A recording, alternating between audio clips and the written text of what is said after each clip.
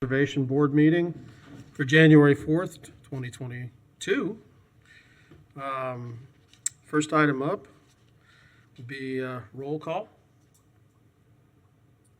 Chair Reeves, Here. Vice Chair Warner, Yeah. Nathaniel Courtney. I can't see, I'm fogging up my glasses. Philip Haight. Here. Elizabeth Hawk. Michelle Hazen. Michael Hill. Here. Rachel Iannelli. Dr. Azza Kamal. Here. And you have quorum. Okay. Oh, wait. We do have a student seat, Bridget Murphy.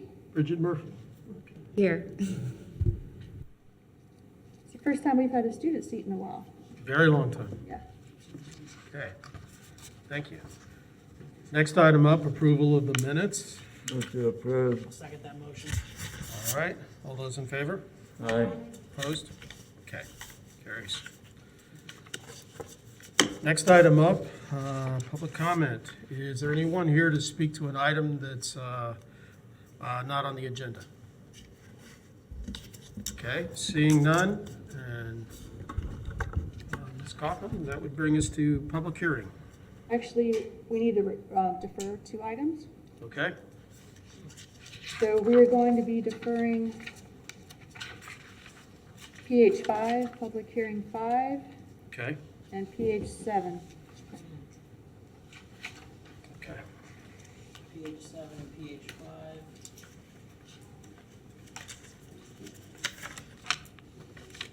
Actually, I think you need to make a motion to defer those. Okay. All right. Do I have a motion to defer these 2 items? So move. Motion to defer PH 5 and PH 7. Okay, how about a second? Second. Okay, all those in favor? Aye. Opposed? Okay. Back to approval of the agenda. Okay. Nice. What's that? Nice work, Papa. Swearing in. Public hearing time, Yep. So any of you who are going to be speaking on an item on the agenda, can you please stand and raise your right hand? Do you swear the testimony you're about to present to the board here today is the truth, the whole truth, and nothing but the truth? Good job.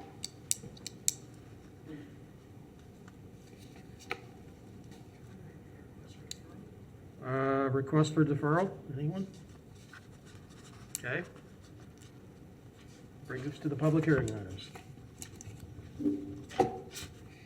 Thank you, Mr. Chair. This is agenda item PH1. It's petition HP 19-00041.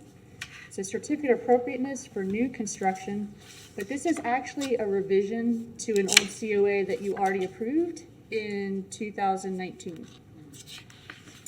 This property is located at 408 Northwest 3rd Street. It is surrounded by non-contributing structures to the south and a commercial structure to the north. This is in Pleasant Street Historic District.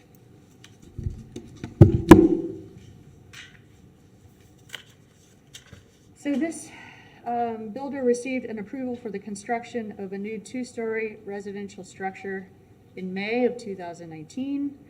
Now that the builder has been working with the people who will be buying this house, there have been some modifications requested, and that is what is before you today.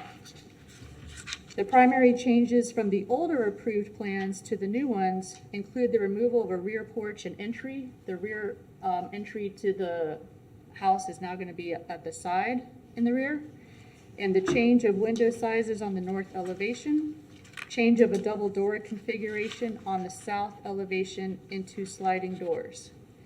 And in the sheets that I gave you labeled PH1, the last sheet should be one that says what was approved previously in 2019, so you can kind of flip and see the differences between the elevations. Yeah. So we have 12 various criteria used to evaluate the compatibility of new construction proposed for the historic districts. I have listed all of these 12 criteria out in your staff report. Since you kind of already approved this application, we don't need to run through all of it. You're going to be going through it with the next 3 applications anyway. So I will just move to what is actually the changes here. The proposed changes to the windows and doorways on the north and south elevations only really affect criterion 10, which is the proportion of openings. The reduction of the window size on the north elevation does create a greater proportion of wall to window spaces. This change was requested by the clients after reviewing the narrow size of the lot and due to the fact that to the north of this property, it faces a commercial structure. It's a Masonic lodge. So I did meet with this contractor out on site to review the plans and to look at the actual lot. And while I didn't love the reduction of the size of windows, I can understand why they are asking for it. They do not want to be as exposed to the commercial property, which is not very far away from this lot. The Secretary of the Interior standards for rehabilitation moderately apply in this situation because this is not a rehabilitation. This is a new construction. But there are a couple of standards that talk about related new construction. Standard 9 says related new construction shall not destroy historic materials that characterize the property.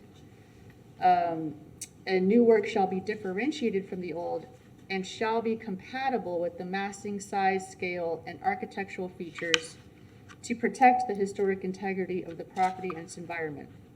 So this new construction does use some features commonly found in the historic districts, such as the 2/2 single hung sash windows, but obviously this still presents itself as a modern building with its scale and its massing and the type and some of the other materials that are clearly not historic, such as the porch railings. Standard 10 talks about new additions and adjacent new construction shall be undertaken in such a manner that if ever removed in the future, it does not harm a historic property. And obviously this would not, because it's not connected to any historic property. Staff is recommending that the revised application HP 19-00041 for new construction in the Pleasant Street Historic District be approved. Okay. Is the owner here? Mr. Schaus? Oh, Bill, okay. Okay. You have anything you'd like to add? Please stand in front of the mic and give your name. Kurt Strauss, the builder for this project. Uh-huh. Yeah, the only thing, I have a picture drawn up on my phone. The only part of this house, is it 4th Street or 3rd Street right there, is a one-way street that goes south. So the only part of any vehicle traffic that you can see is this first 15 feet of the house. So if you looked at the original plans and these plans, it's essentially the same. That's the only real visible part. The south facade of the house, which where the doors are changing, you can't see it. It's blocked by all houses and everything. Same thing with the back. You can't see it from any direction. Okay. So those were, well, you know, I thought it was a minor change, but yeah, happy to explain it. Okay. All right. Board comment. Questions of the board? I Yes. just want to confirm if any of the proportion of the building of entirety has changed, or just the open. The total footprint and building placement has not changed at all. Thank you. It's in the exact same Thank spot. you. Okay. Anybody else? All right. Is there any public comment? Not seeing any. Would anybody like to venture a motion? Move to approve the items before us, HP 19-00441, noting that the modifications are unique to this particular site. I will second that motion. Okay. Ms. Kaufman, since we have such a large group now, would you like to do a roll call? Sure, I can.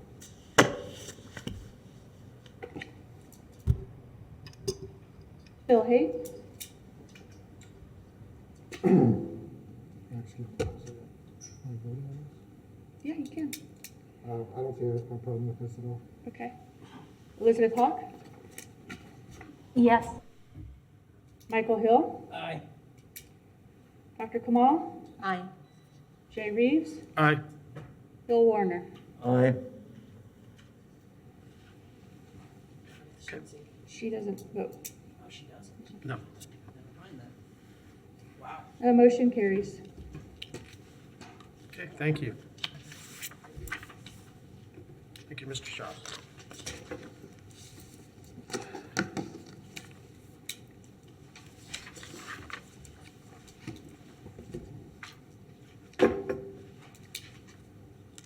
You ready? Public hearing, item 2. This is petition HP 21-00126. Also certificate of appropriateness for new construction. This is in the Pleasant Street Historic District, as are the next two applications. This is a vacant lot on the south side of Northwest 3rd Avenue, where Northwest 4th Street dead ends into the block. We don't have actual addresses yet. That's why the parcel number was used on these staff reports. So this is kind of a lengthy, little bit lengthy staff report, but this correlates with the next two items. So while they needed to be separate staff reports because they are separate projects, you can basically consider these sort of together. Okay. So this vacant property is one of 3 properties, and they're adjoining. There are 3 vacant properties in a row, and is planned for future residential development. This parcel faces a non-contributing and a contributing structure across the street, and has 4 contributing structures to the rear of the property. The proposed new construction is a 2-story gable front and wing residential structure with shingle roof. Front-facing gable eave features slatted vent panel. A panel door is within the 6-foot wide entry porch and is supported by square piers. The siding is composed of horizontal hardy board plank siding. Brick veneer is at the foundation. Windows are 4/4 single hung sash. There is a triptych of these windows next to the front door for the living room. The project includes an integrated single-car garage at the east side of the property. You can see the elevations on sheet A1 of your plans.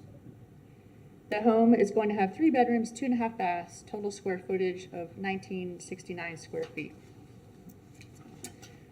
So I go into a little bit of the district characteristics. I'll do it just for this one, but it applies for the next 2 also.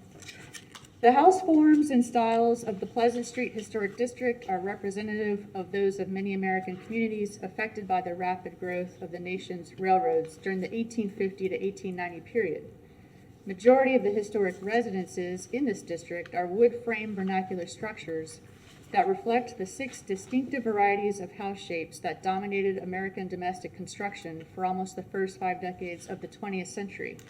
These included the gable front and wing, hall and parlor, eye house, side gable, and pyramidal. Oftentimes when you're talking about vernacular architecture, it can be some sort of mutation of one of these forms too.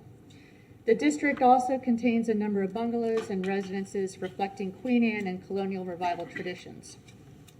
Gable front houses, including the shotgun bungalow and their variations, appear to be the most common types within this district. So we have applicable standards in our own design guidelines when you're reviewing new construction that need to be considered. Especially, and we have specific ones for the Pleasant Street Historic District. They're found starting on page 164 of the Gainesville's Rehabilitation and Design Guidelines, which is a supplement to the Land Development Code.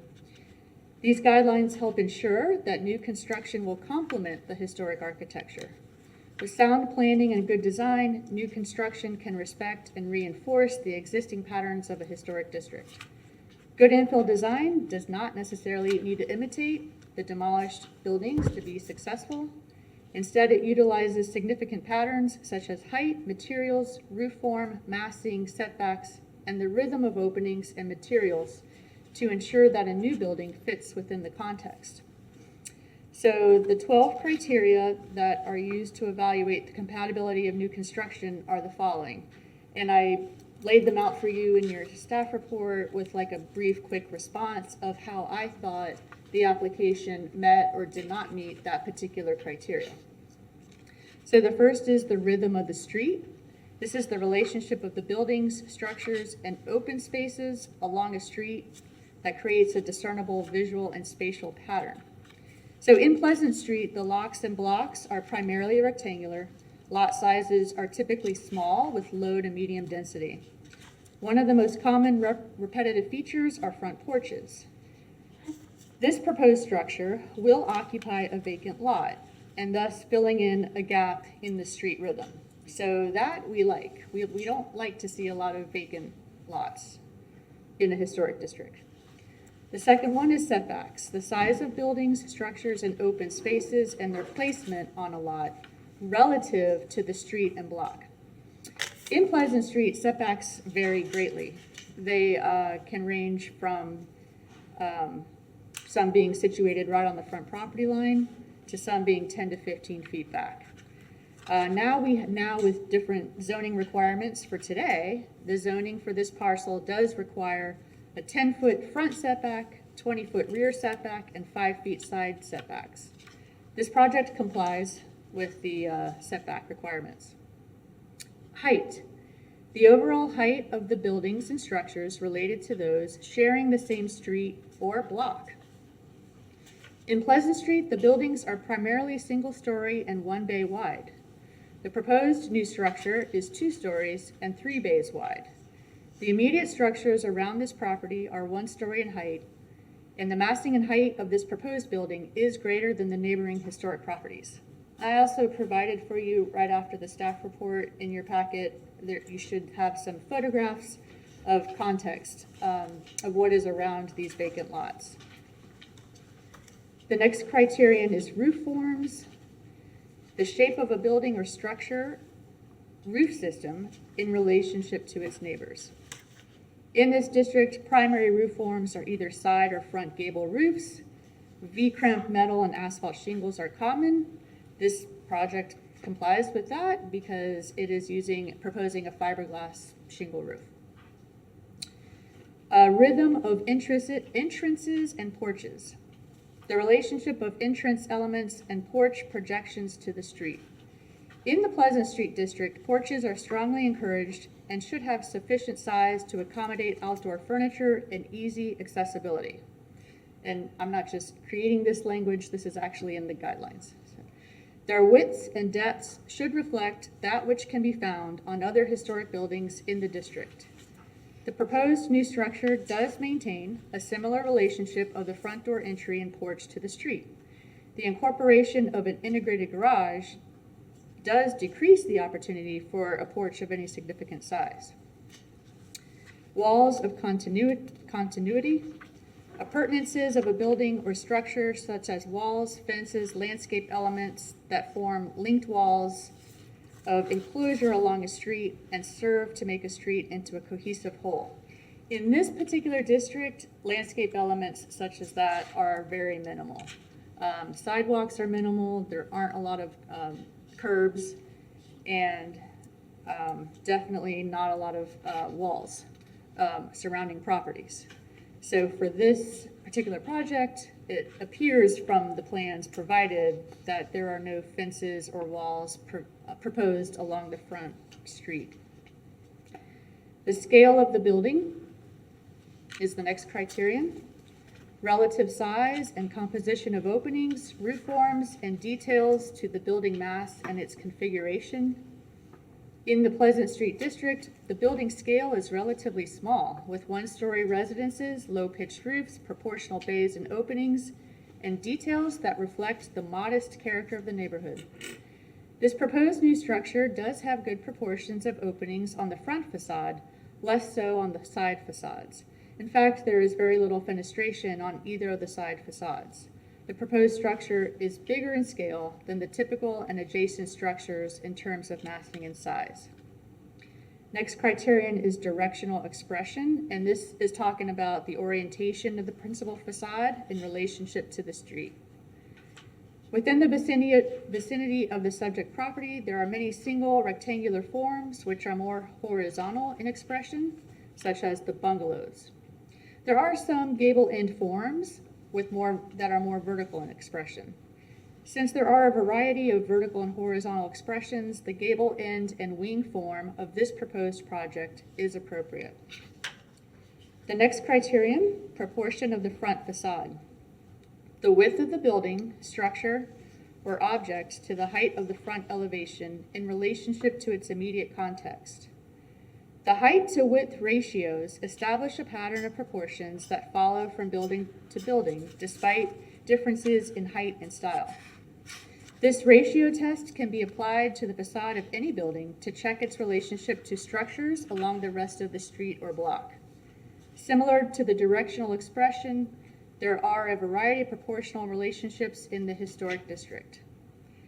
The height of this particular project is not in scale with the adjacent structures, and the integrated garage does increase the overall width of the building, wider than what's normally found in the district and certainly on that street. Proportion of openings is the next criterion. This talks about the width and height relationship of the windows and doors in a building or structure to the principal facade.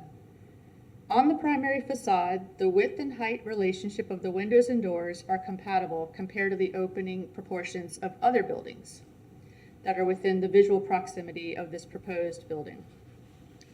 The next criterion is rhythm of solids to voids. This is the pattern and overall composition of openings such as windows and doors in the front facade. The relationship of the width of the windows in a building should be visually compatible with the context of the district block and street. Rhythm and ratio of solids, which are the walls, and your voids, which are the windows and doors, of new construction should relate to and be compatible with adjacent historic buildings. The pattern and overall composition of the openings are compatible with the adjacent historic buildings. Details and materials. The relationship of details, materials, texture, and color of building facades, structures, objects, and landscaped areas to the existing context.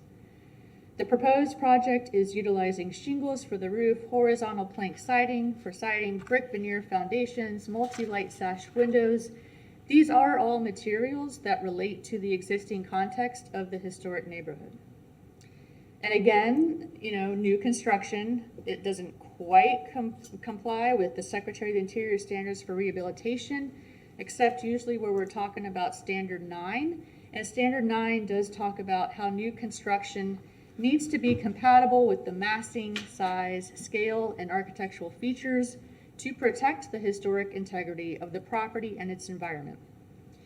This proposed new construction presents common district features, such as a front porch and 4/4 single hung sash windows, but still presents as a more modern building with the integrated garage and materials that are clearly not historic, such as hardy plank siding.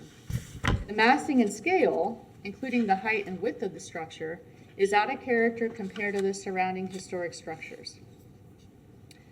So my evaluation, for the most part, the proposed project complies with a lot of these guidelines for new construction. It does check off the boxes for quite a few of them, with the exception of like massing and height, which is kind of a key thing. Compared to the existing historic buildings all around this particular parcel, this brings a 2-story scale that is not super common on the block or close by. So there's that, but the more concerning issue is that this new construction is one of 3 residential homes which are being proposed adjacent to each other. And that includes the next 2 applications that are up. All 3 of these proposed projects are essentially the same as far as massing, form, height, and lot coverage. With the exception of a few changes in minor details, the buildings are very similar in design. The charm and character of historic districts, and one of the very reasons they are special and worthy of protection, is because they are composed of structures that are unique and different with their own mix of details, fenestration, and proportions, even though materials and massing may be similar. 3 adjoining buildings that are so similar in design, massing, and scale will have an impact on the current character and nature of this section of Northwest 3rd Avenue that will not be beneficial to the district. And I encourage you to, examine the contextual photos that are a part of your report. Staff recommends that application HP 21-00126, and this is my recommendation for the next 2 as well, that these be deferred so that the architect has an opportunity to revise the facade designs and present back to you 3 distinct buildings that will serve as cohesive additions to this historic district. Thank you for letting me get through that. Now, I will tell you, I did speak to the actual owner, and very nice person. And he totally understands the fact that this is a historic district, and he is not trying to be a developer or property owner that goes in and just throws up something in a historic district. He's happy to have his architect continue working on this, which was very encouraging when I spoke to him. So we talked a little bit about, what kind of legacy do you want to leave once you finish building in this district, So. Okay, all right.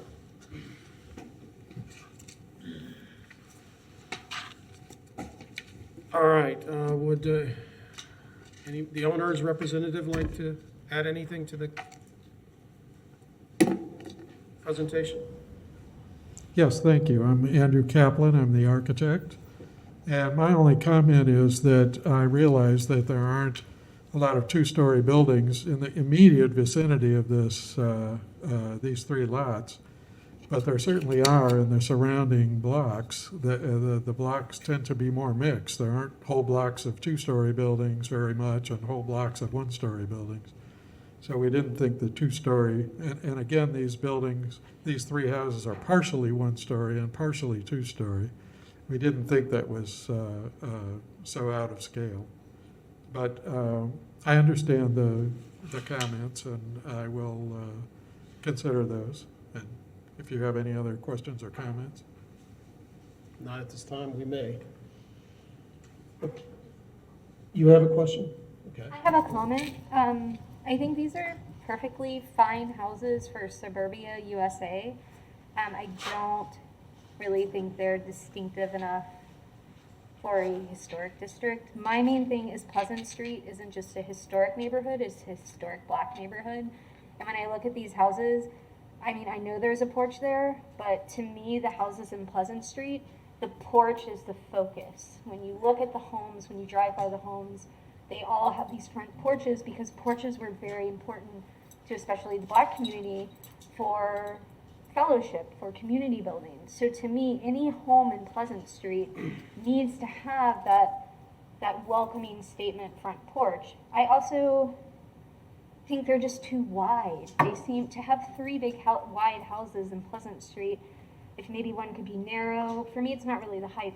It's how massive they are compared to some of the other homes. So I would like less garage, more front porch. That's just my comment. Okay. All right. Thank you, Mr. Kaplan. We'll continue with board discussion. Okay. Okay. All right. Any other board comments? Yeah, I actually have something to say. Okay. Like I said, I do appreciate that the builder and the architect have, they've incorporated some of the historic materials. However, though, in what I've seen in the district, I have never seen a house with a garage on it. Like, if there's one thing I know, it's like, it's a luxury in Pleasant Street to get a driveway. A garage will be completely out of it, in my opinion. It just won't, it'll be whack. Just wait until we get to the end of public comment, board comment first. Yeah, so I couldn't, I don't know how I feel about this project. It's very uneasy. Any other board comment? Yes, please. Yeah, I do have a couple of questions. I think you mentioned that there's no in the immediate vicinity of the block a two-story house. Usually, in such situation, you would go to the next door, like the next block, and then the next, and look at since proportion matters, what is the setback of the two-story house of similar size? So usually the front setbacks usually if they are in the range of 10 to 15 per the staff report. I doubt if the 10 is the actual setback for the two-story. Usually, because of the bulk mass, usually being recessed more. So I would just put that in the exhibit when you resubmit. If you have this information, I would love to hear about the setback for the two-story ever in the neighborhood. Okay. Any other board comment? Okay, I Yes. still have some. Oh, one okay. more. Yeah. I'm sorry. That's okay. I think it's also going to be helpful since these are concurrently going to be resubmitted, looked at. These seem to be like just one mega block and there are 3 houses. So sometimes those could be looked at as one project, and with the prototype that's almost identical, these need to be looked at within the whole context of the entire block. So they can have variations even in height, setbacks, and work together to blend in and conform with the block instead of having almost identical buildings. So it could be received better and blend better and conform better with the neighborhood. But thank you. Okay. All right, my turn, I guess. I just have big proportions, which I think Ms. Kaufman has already pointed out some of the issues, in that we have, windows that look historic. We have simulated wood siding, basically. But with the underlaying massing and proportion of the building is just completely wrong for the district and neighborhood. You've got a 2-story house with a 1-story coming off the side of it and a garage coming off of that. I mean, I kind of squint my eyes and pretend it had a 2-car garage, and this is the house I grew up in that was built in the mid-'60s. So that's where I'm coming from on this. This does not in any way have the traditional form of most of the houses in Pleasant Street, where you may have a 2-story, you may have a 1-story addition off the back because the lots are narrow. You have a broad porch, usually the full face of the building. But I look at this building and my eye just goes right to that garage door. And that is so 1950s onward, and that is not this neighborhood. There are very few garages, and if they are, they're on a 1950s house, or they're a separate building in the back corner of the lot. So it doesn't meet the contextual feel of the neighborhood and the basic site arrangement.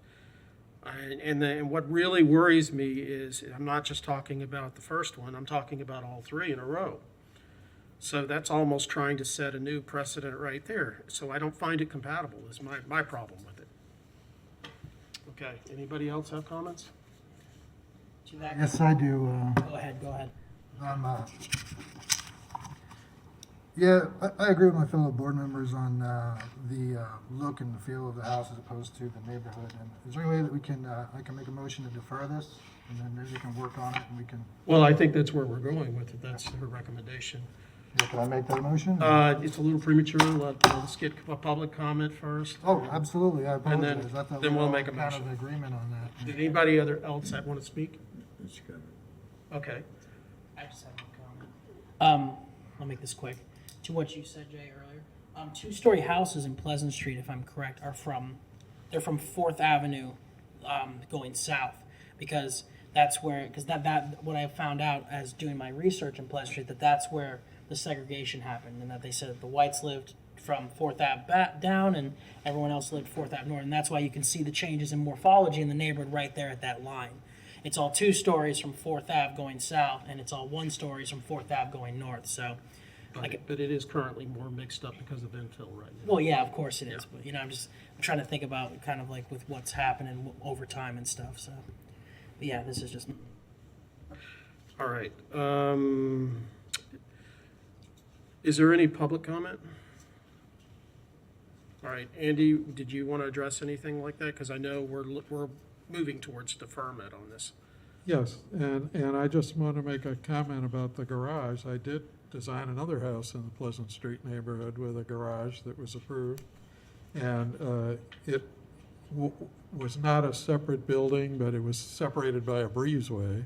Yeah, we're familiar with that, which So- is very nice. Yeah. Okay, so that, I guess we can have garages, but I don't know that these lots are wide enough to get a garage in the back and with a driveway next to the house. Excuse me, I can look at that. So that's just a question of how we deal with that. Mm-hmm. I understand, that is an issue, because those lots are narrow. And when I look at these houses, pretty much they all have a horizontal expression to them. And, yeah, it doesn't give you much room at all to do. Because of the width, yeah. The width, yeah, yeah. Okay, do what? Okay, I think that pretty much concludes board comment, no public comment. If anybody would like to make a motion, now's the time. Okay, I apologize. Okay to make the motion now? It is now, yes. I would like to make that motion, sir. Okay, for deferment, correct? Yes, sir, for deferment. Okay, Second. okay. We have a motion of deferment, and Ms. Coughlin? Yeah, I think so.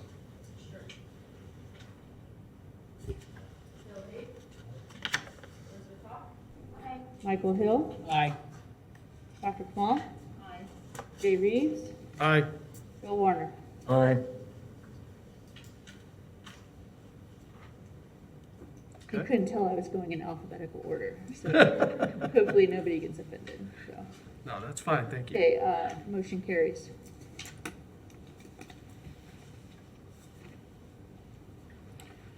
Okay, on to public hearing 3 and 4, or Yeah, I'm assuming we're going to move in the same direction. But, but let me at least put Please, some yeah. into the record. yes, please. Public hearing 3 is petition HP 21-127. This is for the vacant lot immediately adjacent to the property that you just voted on in the Pleasant Street Historic District. The design of this new construction is a little bit different. It is a 2-story with a pyramidal roof and wing residential structure with shingle roof. The front panel is underneath an extension of the roof supported by a single column, so there's actually no porch even on this one. The siding is composed of hardy board plank siding, brick veneer at the foundations. The windows have changed from 4/4 to 2/2 single hung sash. And there is a central bay, which includes a triptych of the 2/2 single hung sash windows. This central bay is actually clad in board and batten siding, so there's a change in material between the bays. So your central bay has a vertical emphasis, and the other bays have a horizontal emphasis. It also has an integrated single-car garage to the east side of the structure. This home is very similar in that it's a 3-bedroom, 2-bath, total square footage of 1,893 square feet. And again, there's the general characteristics of the Pleasant Street Historic District, which I don't need to go through for you. There's the 12 criteria of the applicable standards in our guidelines. I don't need to read all that to you again. Secretary of the Interior Standards is still Standard 9, which talks about how new construction needs to be compatible in massing, size, scale, and architectural features to protect the historic integrity of the property and its environment. And just to maybe point out to some of the new people on the board, so the 12 criteria are from our local guidelines that the city adopted. And when I'm talking about the Secretary of the Interior standards, that is the federal guidelines. My recommendation is the same. Staff recommends that application 21-00127 be deferred so that the architect has an opportunity to visit the facade designs and bring back to the board 3 distinct buildings that will serve as cohesive additions to this historic district. Okay. All right.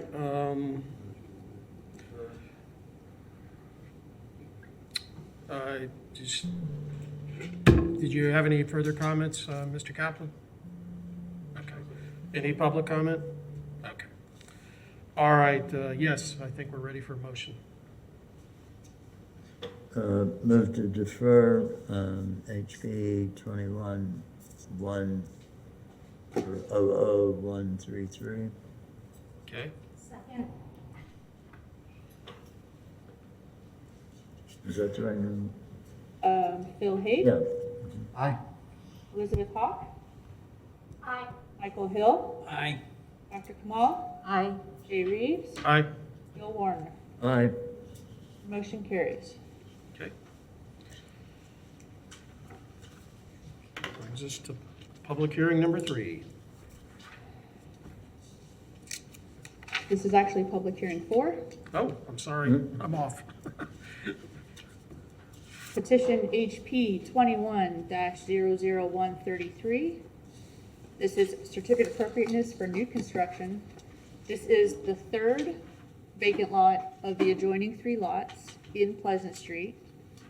And the way this property is differentiated a little bit, it is a 2-story front gable and wing residential structure.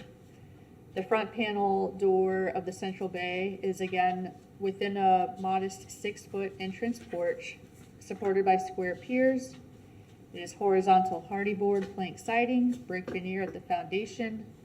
Windows are 2/2 single hung sash. The front gable eave features a vertical gable vent. An integrated single car garage is at the east side of the structure. It is a 3-bedroom, 2.5 bath, 1,969 square feet. Your staff report goes through the district characteristics, the applicable standards from the city's design guidelines for new construction, and those are the 12 criteria we went through earlier. The Secretary of the Interior standards for rehabilitation that applies to new construction is Standard 9. And staff recommendation is that the application 21-00133 be deferred so that the architect has the opportunity to revise the facade designs and present 3 distinct buildings that will serve as cohesive additions to this historic district. Okay. Any further board comment? Any public comment? Okay, and would someone like to make a motion? Move to defer petition HP 21-00133. Okay, is there a second? I second. Okay, Ms. Coffin? Phil Hayes, Aye. Elizabeth Hawk, Aye. Michael Hill, Aye. Dr. Kamal, Jay Reeves, Aye. Bill Warner. Aye. Your motion carries. Okay, all right, back in your court, Mr.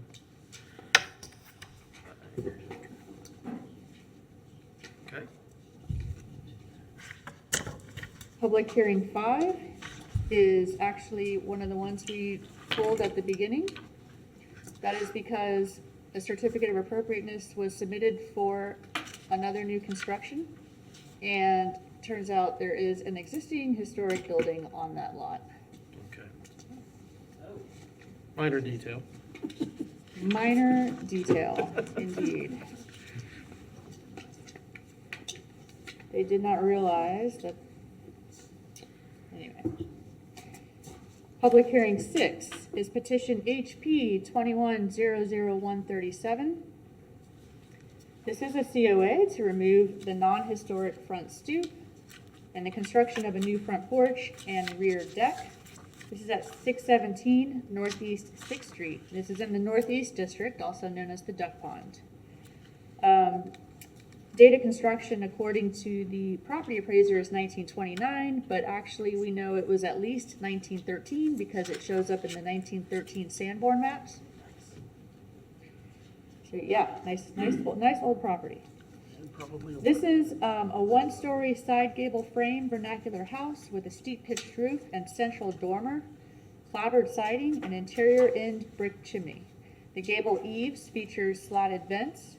Windows are 2/2 double hung sash, and most actually appear to be some original wood windows. There are thick knee brace brackets in the front dormer and under the eaves on either side of the house. And these knee braces are a typical character defining feature from the early 20th century, made popular by the bungalow style. The applicant is proposing to remove the front steps and railing and construct a new front porch supported by 4 slender piers and to construct a covered rear deck. Bungalows and wood frame vernacular homes such as this almost always feature a front porch on the main facade. When this building was originally surveyed in the 1970s, this front wall appears very similar to what it does now, but looks like it was an enclosed porch even at that time. Review of the front steps, and the front steps come out and go to the side, so we know that was probably not an original configuration for front steps. And the modern railings today indicate that this front stoop is most likely not an original feature. The applicant is proposing to reintroduce a covered porch almost the full width of the main facade. It will be supported by simple piers and will be raised on a brick foundation with lattice venting. We do not have photographic evidence as to the original design of this front porch. But if there was one, this proposed design, this simple and modest design, is compatible with the style of this home. The applicant is also requesting the addition of a simple gable structure to cover the rear patio and deck. So the applicable standards for this project from the Secretary of the Interior Standards, which are your federal standards and guidelines, are 2, 9, and 10. Standard 2 talks about how the historic character of the property shall be retained and preserved. Removal of historic materials and alterations of features that characterize a property shall be avoided. The existing historic features on the front facade, including that slatted vent in the front dormer, the horizontal clapboard siding, the knee braces, these are all being retained and preserved. No historic materials are being removed. As standard 9, new additions, exterior alterations, or related new construction shall not destroy historic materials that characterize the property. The new work shall be differentiated from the old and shall be compatible with the massing, size, scale, and architectural features to protect the historic integrity of the property and its environment. The design of this new porch is very much compatible with the massing, size, and scale of the existing house, and is a feature that was commonplace on early vernacular styles in Gainesville. It's not an overly stylized building, and so the simple lines of the porch supports and the absence of decorative railings and woodwork are in keeping with the modest detailing of the home.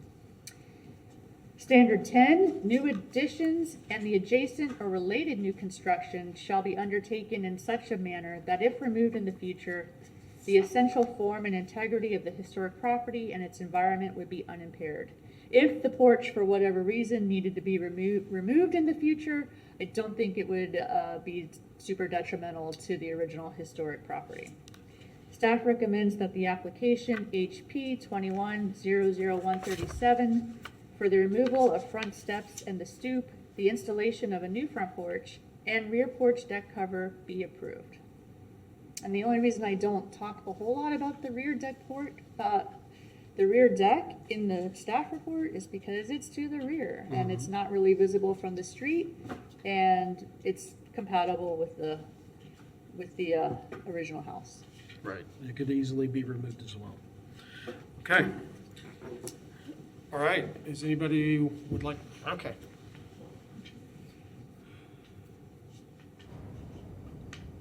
Hi, I'm Doug Nesbitt, agent for the applicant. I'm here to answer any questions. Thank you for the excellent introduction and report. Appreciate that. I don't have It's anything to nice add to unless meet there's a you in question. person finally. Oh, nice to meet you too. All right, does the board have any questions of the applicant? To me, what's really missing from this one is steps addressing the street. I know that I've worked on several of the houses on that street, and they all have steps going Right. directly Sure. to the sidewalk. This may require some slight abbreviation of the depth of the porch, but I think in as much as you've gone this far, being able to have steps that address the sidewalk would make a very great, I don't have a problem with the side steps, but restoring the front steps, I think would be a significant improvement. If I may, we did take that into consideration.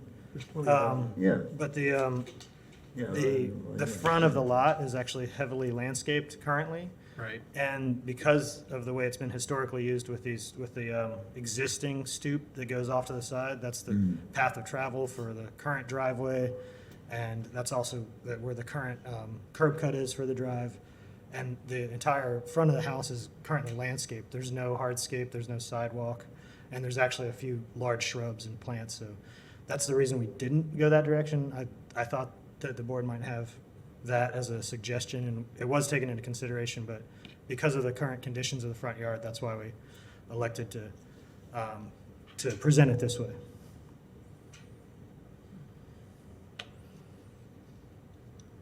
All right, well, I would just add that I think Bill has a very valid point there, because even looking at the photographs, you see that the landscape kind of obscures the architecture of the house. Sure. And a traditional house like this one would have always had, it may have had steps going to the driveway also, but it would have Right. always had a sidewalk and steps going right to the front door. And it is a symmetrical house for the most part. So I would concur that is probably how it existed at one point. Absolutely, yeah. Yeah. And I'm sure that that's how it existed.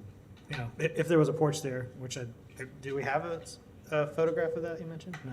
No, So- the earliest photo we were able to find is when it was originally surveyed in the late 70s. Right. And at that point, it already had the tiny stoop with the steps going to the side. Correct. But that obviously is a later addition. Oh, of course. Absolutely. Yeah. And yeah, and there's those, as you know, there's a whole number of those houses Very that are familiar. almost identical. It would have had a porch at one time, yes. Right. Yeah. And I don't have any doubt that it would have gone straight to the street. Just the current conditions are such that it becomes a much larger project because it has to take on the whole front yard rather than just this porch. That can still be added at some point. You know, it could be changed to include steps going to the front if a future owner or even this owner decided to do that. No, we're voting on this proposal. Right, Understood, yeah. yeah. And the entry steps and entry to the house is essentially part of the porch on a traditional house like this. And is the way I look at it. Otherwise, the driveway becomes the front walk, which is, And there's currently an existing walk the driveway is unpaved, I see that, yeah. and there is a sidewalk that is directly adjacent to the driveway that leads you to the side steps.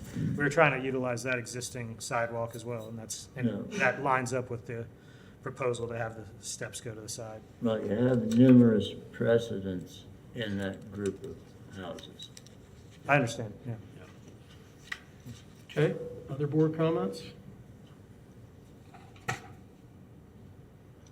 I do have, I don't know if this helps or not, I do have a color representation of that. Just might help a little bit to see. I don't know if you can see that any better. We got used to our Zoom presentations and we don't have that ability anymore to share our program with you, but just a little bit different look. both at the front and the back porch there. This is the area that we're talking about. And this is Right. pretty heavily landscaped currently, so this is actually, like you said, obscured here from the front. Yeah, but I'm also looking at the photos, seeing none of these are huge trees or anything. Correct, that's correct. It's kind of low-scale Yeah, I vegetation. mean, we are talking about plant material. Right. I'm sorry? We are talking about plant material here. That's correct. Okay, any other comments? Yes. I have a question, and I apologize if I missed this. Is your scope of work include the entire roof, or are you just re-roofing the porch that you're adding over the front porch? No, it'll just be the 2 porches that we're adding. The roof is relatively new. And your columns are gonna be like a cedar wrap, or that are painted, or? They'll painted wood wrap, that's Okay. correct. I'm just kinda getting a feel of how, if it's gonna look like it sticks out like a sore thumb, or it's gonna look like it's always what's supposed to be there. Sure. Thank you.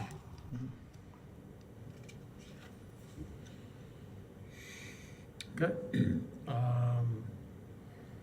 Is there any public comment? No. All right, would somebody like to make a motion? I'll make a motion to approve HP 21-00137, provided that there is the addition of front porch steps that address the sidewalk. Second. Okay.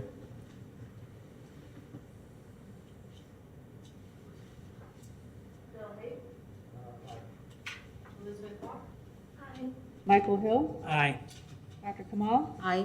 Jay Reeves, Aye. Bill Warner. Aye. Motion carries. Thank you. No problem, sir. I have one question. Yes. With the front porch, or front steps rather, addressing the street, I imagine there'll be a walkway to attach to the existing walk. I don't think the historic board has any We don't regulate that. regulation over that. I'm just clarifying. It could be mulch. I don't think it'll be mulch, but Yeah, I'm just saying. understood. Thank you. Okay, thank you. Okay, brings us to our next final item. Last public hearing. Public hearing 7 was removed from the agenda because that was also Andy Kaplan's new construction, but there is a historic building on that lot. Correct. So, no. Yeah. Public hearing 8. Petition HP 21-00140. Property located at 626 Northeast First Street. This is also in the Northeast District, Duck Pond. It is a contributing structure. Again, property appraiser says it's 1920, but it does appear on the 1913 Sanborn maps. Yeah, it's earlier than that. So it's an early one, and it's a very impressive colonial revival. The 2-story bungalow building is now used as a law office. And actually, I wanted to ask Jay, is this a true foursquare? Mm-hmm. Yeah. It's one of the few true foursquares in the district, which is characterized by its square, boxy appearance, central dormer, and a porch that runs the length of the house. The porch features a plain balustrade and Tuscan column supports. The applicant is proposing to change the metal shingle roof to a standing seam metal roof.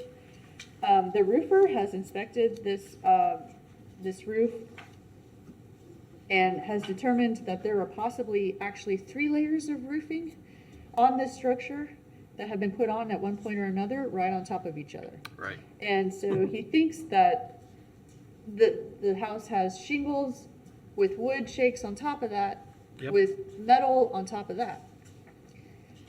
So the Secretary of the Interior standards for rehabilitation that apply are 2 and 4. Standard 2 is the historic character of a property shall be retained and preserved. The removal of historic materials or alterations of features and spaces that characterize a property shall be avoided. The existing condition of 3 various roofing materials, all having been installed on top of each other, indicates that the roof has gone through several changes throughout the years. Current visible roof is a metal shingle. At this time, true metal shingles are prohibitively expensive. Standing seam metal roofs have been approved for this district, and they are compatible with the historic nature of this property. Standard 4 talks about how properties do change over time, and those changes that have acquired significance in their own right shall be retained and preserved. We don't know the original material of this roof, but when the building was originally surveyed in that 1978 survey, it did have a metal roof on it at that time. Staff recommends that the application 21-00140 for the installation of a new standing seam metal roof be approved. Okay.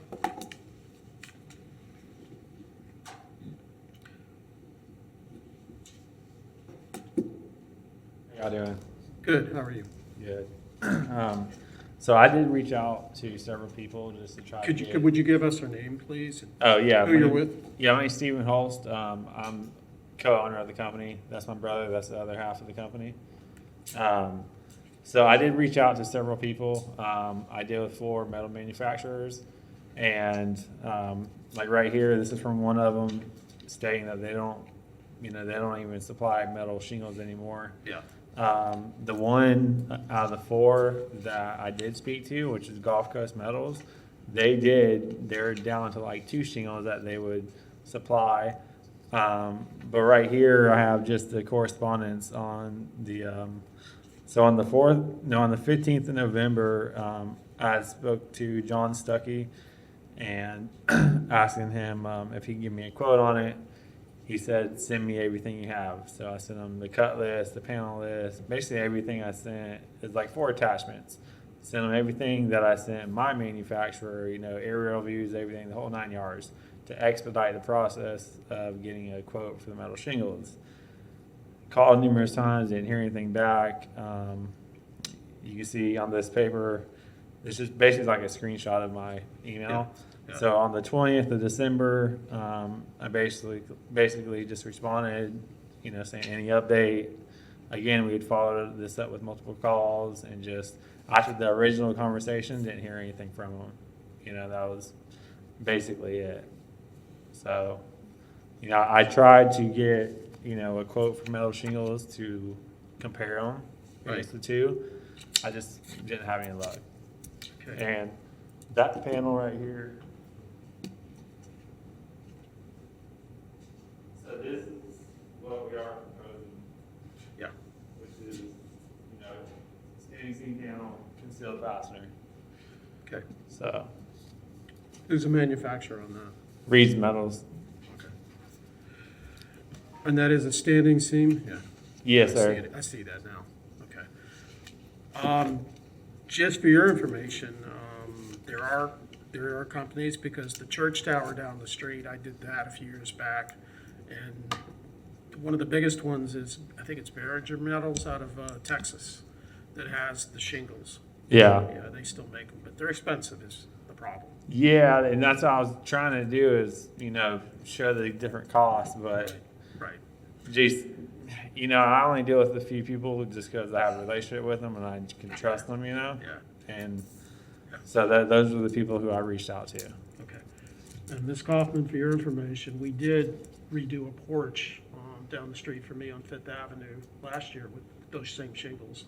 So they are available, but like I said, when you look at replacing an entire roof, it gets to be quite pricey.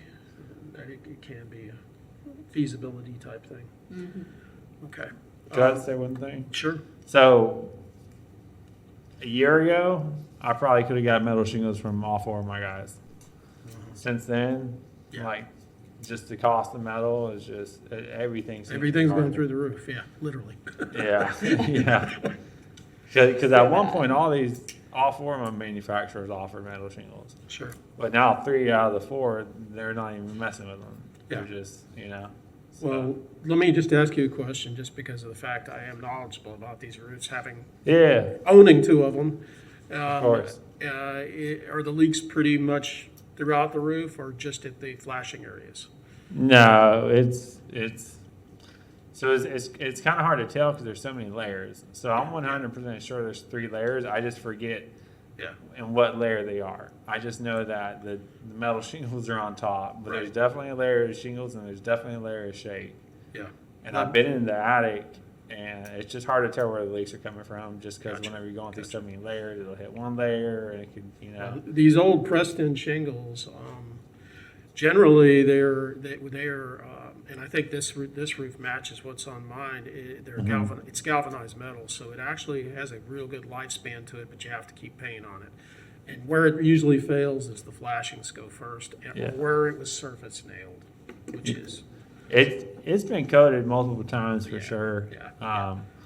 You know, at this point, I just think It gets to a point where you can't stop the leaks, especially when you've got the layers. You don't really know where it's leaking. yeah, if it was just that single layer, you know, I would say we could Yeah. probably fix it, but since it's not just has so many layers, it's kind of just Just Yeah. out of curiosity, are you going to take it all the way down? all the way down to the original decking. So I've been in the attic, and the wood looks really good. Yeah, You know, it's it's like just not a solid deck is all. it's actually it's like a one. I want to say it's either like a 1x6 or a 1x4 tongue and groove, but it's like nice. Oh, you it's know. okay. It's tongue and groove. So they redecked it at one time, probably. Yeah, I mean it looks good. Yeah. Like it's Okay. in really good shape. So Okay. That's all I had to talk about. Anybody else have any comments?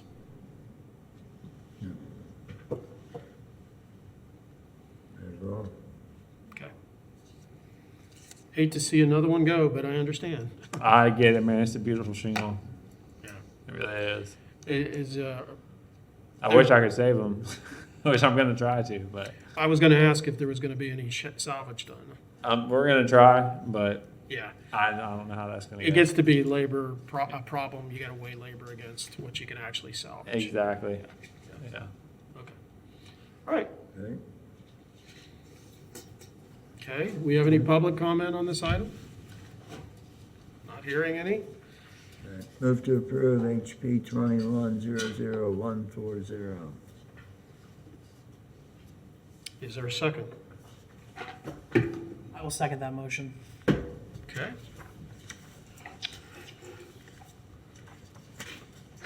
Bill Hay, Aye. Elizabeth Hawk, Aye. Michael Hill, Aye. Aye. Jay Reed, Aye. Bill Warner. Aye. Motion carries. Okay. Thank you. Thank you, guys.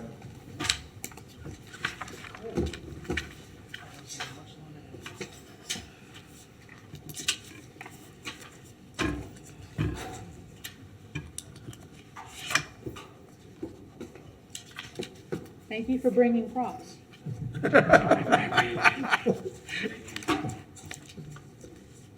All right. Back to the agenda. Is there, let's see. Yeah, I gotta get on the right page here. Okay, is there? That is the minutes. I'm sorry. Old business. Do we have any old business? And we do want to do introductions at some point. Oh, yeah, that's for sure. Okay. I don't have any old business. Okay. New business is we have some new board members. That's new business That's then. some good business. It is good business. And actually, all 4 new board members would have been here tonight, except one thinks they might have COVID and the other had a very important event. So your new board members include Nathaniel Courtney. He is a civics teacher at PK Young in history. He's super into history. And he used to be the curator, and he worked at the Riley House Museum in Tallahassee, which is also the home of the African American Preservation Network. So super excited to have him. Phil Haight is right here. And he is a builder, contractor, and has extensive knowledge of reading plans, which is very useful for this board, extensive knowledge of building codes and stuff like that. Do you care to say anything? It's a pleasure to be here. My name is Phil Haight. I've been in Gainesville for some time. I love this area. Do have some experience with some historical reservations in the area and down in the Cross Creek area. I've been in construction basically all of my life. I'm from Marietta, Georgia, so old South Town. Yeah. I own Everett Design Build, so we are a local business that is a licensed general contractor. So pleasure to be here. Thank you. Okay, welcome. We have another new board member named Rachel Iannelli. And I will reintroduce them when they are actually here, but Sure. just to give you some concept of the depth we have created on this board now. She actually has a degree in anthropology from the University of Florida and has some experience with archaeology, which is great because we don't have a lot of that on the board. And then we have Dr. Azza Kamal, who has numerous credits and degrees in publications to her name that I can't even begin to tell you, but her current thing is at University of Florida teaching sustainability. And can you elaborate, because I will mess it up. Yeah, and urban planning and urban sustainability related courses, but the most relevant is that I was a commissioner, which is the equivalent to the board member here in the city of San Antonio for a couple of years. Oh, wow. They have like 31 historic districts, so Yeah, they taught me a lot before coming here. great. So I'm new to Gainesville. This is my 6th month in Gainesville. Okay. So And welcome. honored to be in this board. What historic district are you talking They got 31 history 31 in San Antonio. in San Antonio. San Antonio, Oh, Texas. okay. Yeah. Yeah, that's amazing. But the other credits that she has where I think she'll be very helpful with this board is some of her specialties are dealing with issues of gentrification Right. and sustainability.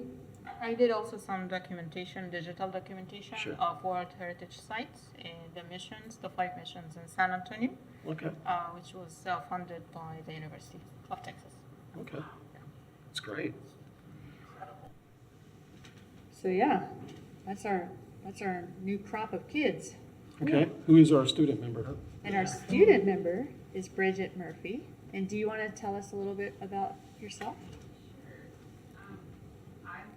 Nowhere near as qualified as many of you are, but I'm also much younger and I'm just beginning everything.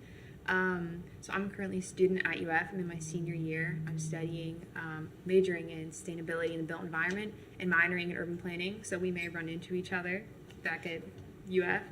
And I'm currently applying to different universities for a master's in urban planning. And both my parents still do work in land development. So my entire life, I've been hearing about like permitting numbers and like my dad's a planner. And so like I've always like gone to work with him and I was sitting in meetings for like daycare when he would take me around with him. And I am extremely interested in Florida specifically, having like grown up here and the history of it. I've taken classes specifically just on the history of Florida because I think it's so interesting. And I really do enjoy urban planning. I didn't think I'd ever want to do what my dad does, but as I got more mature, I find all this like extremely interesting and like the small details and characteristics, if they're overlooked in a town, they get extremely like they're easily noticeable. So I think it's really fun to like put that effort back into the town and enjoy it. So I'm excited to already continue learning. Okay. Well, and of course, I'm going to encourage you to think about a historic preservation master's degree from Florida, but you know, but planning is okay. I mean, well, I'll let you do that.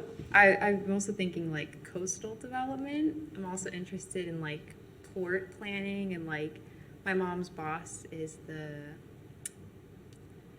building department head, whatever, I forget his official title, but he keeps telling me he's like, go into like floodplain management and like sea level rise and Oh, like yeah. water and all that Well, stuff. climate change, sea level rise, sustainability, those are all huge Huge. topics in the preservation world right now too. So actually, historic preservation and planning fit really hand in hand. Yep. Yeah, So I'm agreed. so glad that you reached out to the city and applied for that student position. We're really happy to have you. Yeah, I'm excited to be here. Thank you. Okay. Brings us to informational items. I did get some informational items for you off the interwebs that I like to give you copies of, but we have had no copiers for a couple can wait. days. So I'm actually probably just gonna scan it and email it to you, because one of the items, well, you will have the next meeting before then, but there is a very interesting lecture coming up. It's a virtual program being hosted by, I believe it's the Matheson Museum, but it's the Florida's Negro War, Black Seminoles, and the Second Seminole War. And it is Dr. Anthony Dixon presenting that, and that is February 5th, but we do have a board meeting on the 1st. And then there's just a couple other things that I wanted to share with you, but I'll email you those group of, Okay. for the new board members, I usually try to pull interesting stories for the board, not necessarily just in Gainesville, but regional or the state, that have to do with growth management, historic preservation, planning practices, that sort of thing, and share it with them every month. All right. Thank you. I just want to thank you because the homework you did on our behalf is just great. Like having the reference of relevant articles from the standards and the local guides is very helpful and save us tons of time. And the way you analyze is very critical and detailed. So I really appreciate that. I don't know how long you put in time, but this is incredible. Just a little while. But also, once we do have everybody back on board, the new board members will be getting one of these beautiful notebooks. And you're gonna have to we're gonna have to do some kind of little workshop, just so I can go through it with you, so you're not wondering, well, where is all this stuff coming from? So I had recently made these for the current board members, and we'll be making them for you. But this is basically a copy of our guidelines, a copy of the preservation ordinance, which is the legislative ordinance that gives us the power to do what we do. So that's very interesting to kind of read through that to see what it says. And our rules of procedure, and just some other little things that might be useful to you as a board member. Okay. They're supposed to bring these with them to the board meetings, but Oh, forgot my backpack. I think Michael is the only one that actually does it. Yeah, see, every day. Do I get credit for helping write it? It's all up here. Do we have camp coming up anytime? I don't know if they're doing that right now. Well, we probably haven't for yeah. the last couple of years. I mean, one of the last ones was here. We had one, Yeah, but, you know, I know, I've been to several of them, and they're very informative. and actually, once the missing two board members, once we're all here, I actually would like the existing board members to just kind of tell a little bit about yourselves, so that Sure. you know Yeah. the incredible experience we have on this board already. So. Okay. All right. Are there any board member comments? Okay. Next meeting, that brings us to adjournment. Thank you.